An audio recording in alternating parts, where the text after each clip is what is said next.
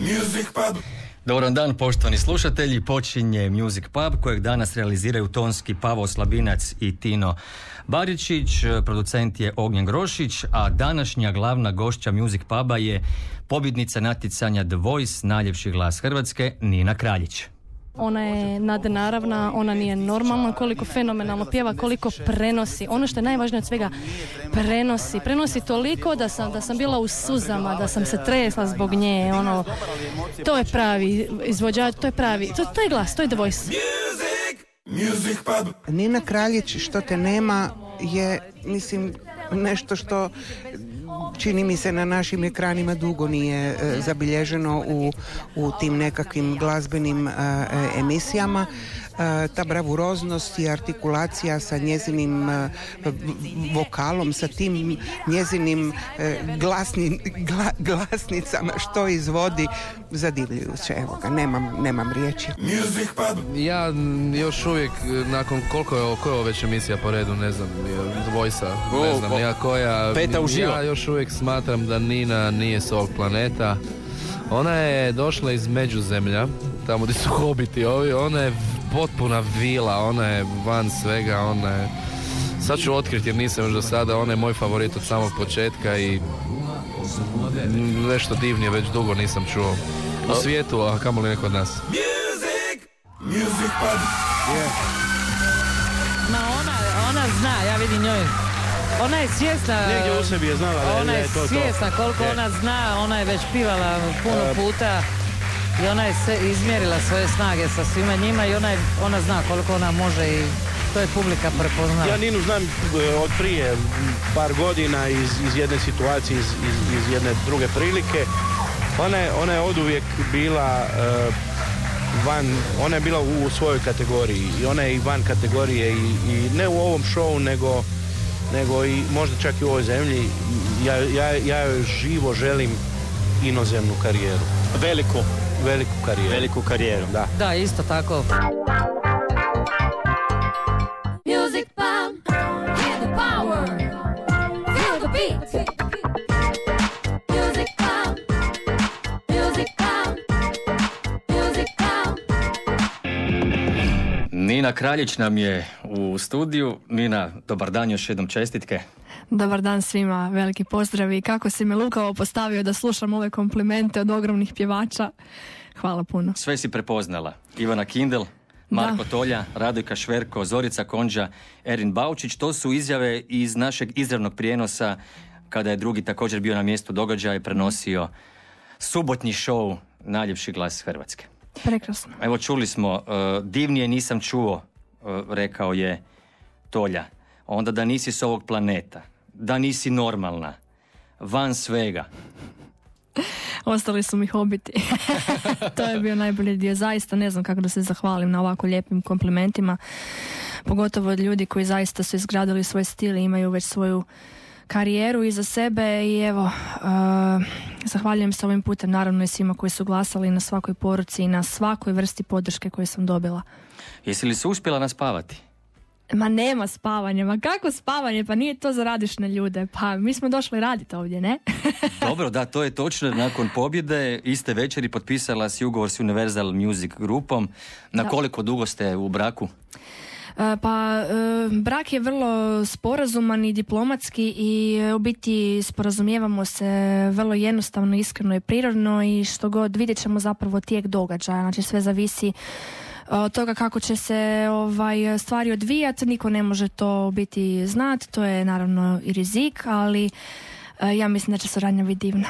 Putem društvenih mreža zahvalila si se svim glasačima, onima koji su vjerovali u tebe, pa si onda na Fejsu napisala: moj tim, Žak, Martina i Tihomir, ne znam na koji način da vam zahvalim, prošli smo svašta i za mene ste uvijek i zauvijek moja familija i prijatelji. Na što si konkretno mislila? Što se tako dramatično događalo za vrijeme natjecanja? Pa svašta to ima, mislim, ipak ovaj projekt uključuje veliku količinu ljudi, potrebno je puno rada, nevezano samo uz pjevanje, nego općenito i socijaliziranje i svakakvih vrsta dogovora, svakakvih vrsta normalno i kompromisa, a opet trebaš u svemu tome ostati svoj. Nije to jednostavno, pogotovo nekad nemaš puno iskustva, ja nekog iskustva ipak imam, no međutim svaki projekt ima neku svoju crtu osobnosti na koju se moraš naviknuti. Eto, kako sam rekla, to stvarno uključuje toliko malih sitnih detalja koji se ne vide, a doprinose do te 2 značajne minute određene pjesme, ne samo pjevački, nego i na svaki mogući način. To sam te pitao, zato izdvojio iz tvoje poruke i zahvale, zato jer iz tjedna u tjedan ti si na pozornici djelovala smireno, svaki glazbeni zadatak predstavila si na osebujan način. Tako da tu nismo mi osjetili da su možda bili nekakvi problemi prije ili za vrijeme priprema. Velika je razlika između generalnih proba i između moje suprotnje izvedbe. Mislim da je to zapravo prirodno i eto, nećemo biti previše samokritični.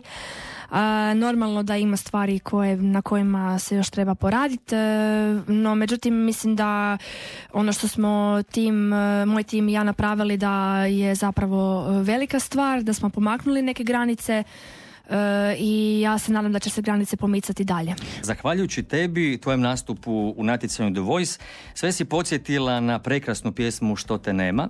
Dobila si komplimente i od kantautorice Jadranke Stojaković, koju jako, jako cijeniš. Ti si ju baš jako dirnula i to svojom izjavom u našoj glazbenoj reportaži o njoj. Kao zahvalu za one koji to nisu čuli, na drugom ona ti je postala 2 CD-a, svoje japansko izdanje, ali i The Best of s posebnom porukom. Imamo za tebe iznenađenje. Pozdravljamo Jadranku Stojaković. Dobar dan. O moj Bože. Jel me čujete? Ajme. Ja vas pozdravljam puno i čestitam Nina, stvarno. Isuse. Hvala vam puno. Hvala vam puno što ste se javili. Žaku, kad ga vidiš i svim kolegama u orkestru, i stvarno ste bili izuzetni. Hvala vam puno, to kad vi kažete, to je najveća čast svih časti, zaista. Jadranka, vi ste pratili Voice iz subote u subotu i prepoznali ste talent Nine Kraljić. Jesam, kako da neću, odmah to se osjetim. Pa sreće da baš sam poređivala sa ostalim zemljama i dosta ima dobrih pjevača, sve tu u redu, ali je većina nekako kao kad kupite mehaničke ptice, one na navijanje, pa 1-3 žanga ovako kupite različiti, to mehanički jako dobro, mislim, tehnički zvuči, ali nigdje duše nema. Ili neko glumi dušu, a kod Nine to nije slučaj, kod mnogih naših isto jako dobrih izvođača. Tako da stvarno, da mi zadrži tu dušu i ne daj da ti je pretvori u mehaničku. Hvala vam puno. Gospođo Jadranka, hvala vam lijepa na ovom javljanju, svako dobro, i naš sljedeći potez sa drugog je to da se Nina i vi upoznate i konačno vidite. Definitivno, evo sad si me dokrajčio si misao. Ja sam informaciju pružila Japancima da skrenu pažnju onim s kojima sam uređivala na filmu i na televiziji. Tako da, ako Bog da, vjerujem. Još jednom hvala vam lijepa i vidimo se, mi ćemo do vas, do Banja Luke. Svako dobro. Definitivno, hvala vam puno.